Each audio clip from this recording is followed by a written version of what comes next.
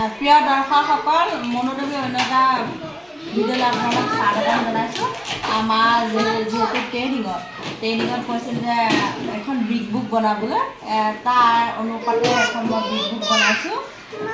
Big বুকখন চাই লওক। এয়া যে পুৰণা যি কিতাপ পত্ৰৰ পৰা আনি ছবিবিলাক কাটি আনি পেলাই মই ইয়াত পেষ্ট কৰি পেলাই বিগ বুকখন বনাইছোঁ। এনেকৈ বিগ বুকত কি আছেনো আপোনালোকে চাই যাওক। বিগ বুক বনালে ছুপাৰভাইজাৰলৈ প্ৰমোশ্যন হ'ব দেই। প্ৰথমে সূচীপত্ৰ দিলোঁ মই। সূচীপত্ৰখিনিত কিমান পেজৰ পৰা কিমান পেজলৈ কি আছে সেইখিনি বনাই দিলোঁ।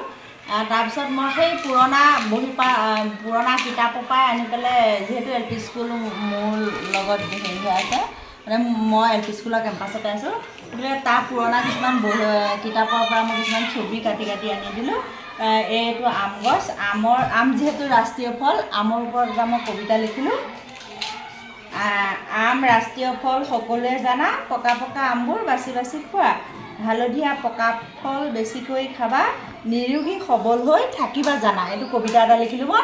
তাৰপিছত দিলোঁ সাঁথৰ আমাৰ ল'ৰা ছোৱালীক শিকোৱাব লাগে, গতিকে সাঁথৰ মই কেইবাটাও ইয়াত সন্নিৱিষ্ট কৰিছোঁ।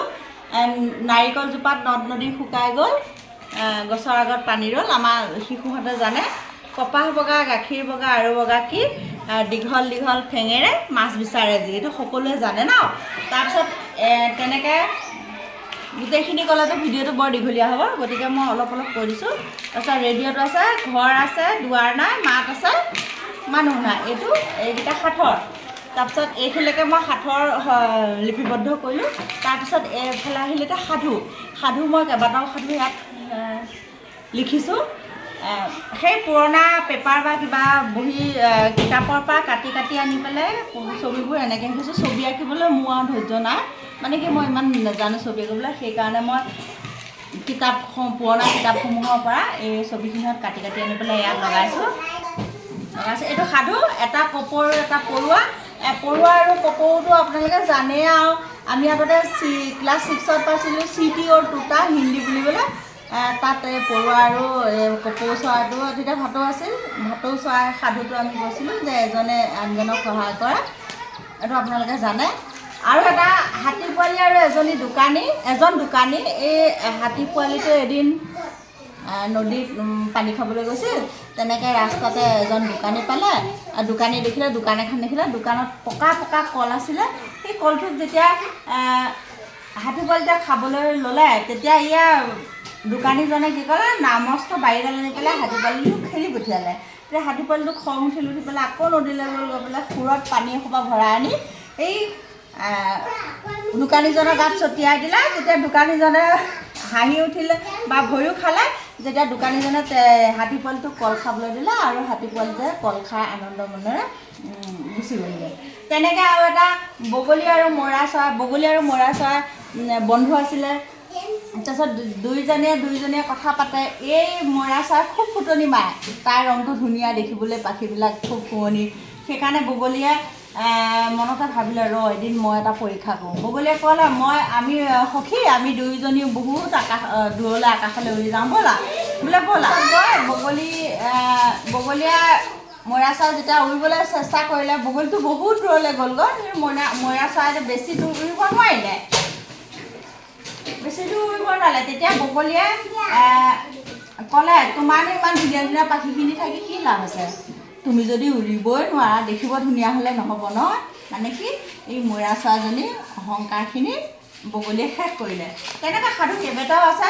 আৰু মিছলীয়া বন্ধু আপোনালোকে জানে, দুইজন বন্ধু যেতিয়া ফুৰিবলৈ যাওঁতে ভালুক দেখিছিল। এইটো কথা এইটো সাধু মই বহলাই নকওঁ, স্পীড কৈছোঁ। আৰু মেকুৰী আৰু কাউৰী মিতিৰালি কি, মাছ ধৰি আছিল মেকুৰী এদিন বৰশীত। তাৰপিছত মাছখিনি এতিয়া মেকুৰীয়ে ভগাই খোৱা চিন্তা কৰিলে, কাউৰীয়ে মনে মনে নিয়া চিন্তা নকৰিলে। তেতিয়া কাউৰীক ক'লে, তুমি খালৈ এটা লৈ আহা, খালৈটোত আমি মাছখিনি ভৰাই থৈ যাওঁ, শেষত গৈ দুইজনীয়ে ভগাই পেলাই আমি লৈ গুচি যাম। তেতিয়া এই শেষত গৈ দুইজনীয়ে কি কৰিলে, সমানে ভগাই লৈ পেলাই মেকুৰীয়ে এভাগ লৈ গ'ল আৰু কাউৰীয়ে এভাগ লৈ গ'ল। তেনেকুৱা সাধু। এতিয়া আমি পাচলিৰ ওপৰত এটা পাচলি পিছত সাধু শেষ হ'ল আৰু পাচলিৰ ওপৰত ক'লোঁ পাচলি এখন ছবি তাত ৰাখি দি পেলাই পাচলি বাগিচা মোৰ বাগিচা এইটো সকলোৱে জানে আপোনালোকে ভংগীমা গীত তাৰপিছত আছে পাচলিৰ ওপৰত দুটাহে দিছোঁ যিহেতু বিগ বুকখন দীঘলীয়া হৈ যাব আৰু মই ক'লে আপোনালোকক বহুতখিনি দীঘলীয়া হৈ যাব সেইকাৰণে আকৌ পাচলি সোৱাদৰ ওপৰত এইটো মই নিজে লিখিছোঁ পুৰি পিটিকি ভাজি আঞ্জা কি পাচলি খাওঁ হে আলু বেঙেনা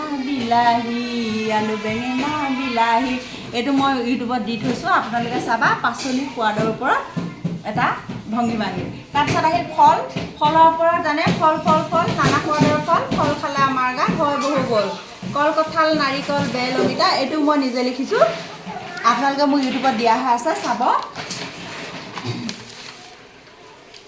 ফলৰ ওপৰত সেই দুটাই প্ৰত্যেকটো বিষয়ৰ ওপৰত দুটা ভংগীমা গীত ইয়াত দিছোঁ তাৰে এই ছবিবিলাক আপোনালোকৰ আগত দেখুৱাইছোঁ তাৰপিছত ফুল আহিল আহাৰ মইনা আহাৰচোন ফুল ছিঙিব যাওঁ ফুল নানা ধৰণৰ আছে তাৰে ওপৰতে ভংগীমা গীত আগৰ পৰাই আপোনালোকে শুনিছে এই ভংগীমা গীত তাৰপিছত আমাৰ ফুলনি এই ফুলৰ ওপৰত এটা কবিতা লিখিছোঁ তাৰপিছত আছে জীৱ জন্তুখিনি ঘৰচীয়া জন্তু পোহনীয়া জন্তু একেলগে মিলাই পেলাই ইয়াত মই ঘৰচীয়া জন্তু বা পোহনীয়া জন্তুৰ ওপৰত কবিতা তাৰপিছত ভংগীমা গীত ইয়াত মই লিখিছোঁ তাৰপিছত আছে চৰাই আমাৰ নানা ধৰণৰ চৰাই আছে এটা কাউৰীৰ ওপৰত এটা মই গীত লিখিছোঁ কাউৰীয়ে কাক কেলেলে পুখুৰীতে পানী নাই বেম বেলেলে কাউৰী ক'লা বগলী বগা ক'লা বগা মিলি মাৰি মূৰা এনেকৈ এটা হেৰি লিখিছোঁ তাৰপিছত আৰু আছে চৰাইৰ ওপৰত কিন্তু বেছি নকওঁ ইতিমধ্যে ভিডিঅ'টো দীঘল হৈ গৈছে তাৰপিছত কীট পতংগৰ ওপৰতো তেনেকৈ মই কেইটামান কবিতা বা ভংগীমা গীত লিখি থৈছোঁ আপোনালোকৰ আগত পৰৱৰ্তী মই প্ৰদৰ্শন কৰিম শিশুহঁতক লৈ চাই থাকিব তাৰপিছত হ'ল যান বাহন আমি যান বাহনত কি এনেকৈ যান বাহনখিনিক আমি শিশুক চিনাকীকৰণ কৰি দিবলৈ মই ইয়াত পিকচাৰ কেইটামান বা ছবি কেইটামান ইয়াত আশা মাৰি দিলোঁ আৰু যেনে আমি কি লৈ পেলাই আমি অহা যোৱা কৰোঁ বা কেনেধৰণৰ যান বাহন আছে সেই তাৰ ওপৰত এটা লিখিলোঁ আৰু ইয়াত যে জোনলৈ যাওঁ ব'লা জোনমণি সোণমণি আৰু মণিমালা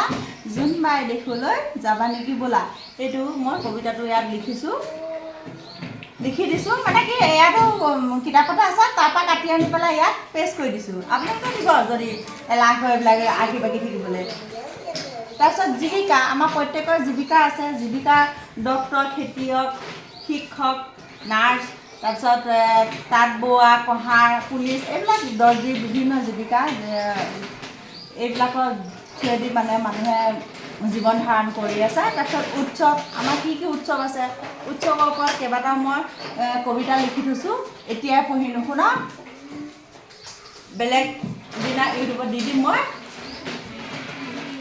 তাৰপিছত ইফালে আছে আমাৰ বাদ্যযন্ত্ৰসমূহ কি সেইবিলাক তাৰপিছত আমি খেতিৰ সঁজুলি আমি খেতি কৰিবলৈ কি সঁজুলি ব্যৱহাৰ কৰোঁ তাৰপিছত আমাৰ বাচন বৰ্তনবিলাক কেনেধৰণৰ হ'ব লাগে বা কেনেধৰণৰ বাঁহেৰে বনোৱা কিছুমান সামগ্ৰী মই ইয়াতে সন্নিৱিষ্ট কৰিছোঁ তাৰপিছত আমাৰ ৰাষ্ট্ৰীয় প্ৰতীক চিহ্নসমূহ চবেই জানে ৰাষ্ট্ৰীয় প্ৰতীক চিহ্নসমূহ আমাৰ ল'ৰা ছোৱালীখিনিও জানে গোটেইখিনি মই ইয়াত লিখি দিছোঁ বিশেষকৈ অসমৰ জাতীয় প্ৰতীক চিহ্নসমূহ ইয়াত মই লিখি দিছোঁ বা ইয়াত ছবিবিলাক মই আঠাৰ লগাই দিছোঁ অসমৰ জাতীয় প্ৰতীক চিহ্নসমূহ তাৰপিছত আমাৰ যিটো সহজ নিয়ম আমি সহজ অভ্যাসবিলাক কেনেকৈ হেৰি কৰিব পাৰোঁ ল'ৰা ছোৱালীক শিকাব পাৰোঁ আমাৰ সহজ অভ্যাস ৰাতিপুৱা সোনকালে উঠা দাঁত ঘঁহা গা ধোৱা সময়মতে আহাৰ খোৱা সময়মতে স্কুল যোৱা সময়মতে খেলা ধূলা কৰা সেই সহজ অভ্যাসখিনি ছবি সহকাৰে তেওঁলোকক এটা কবিতা ইয়াত লিখা হৈ আছে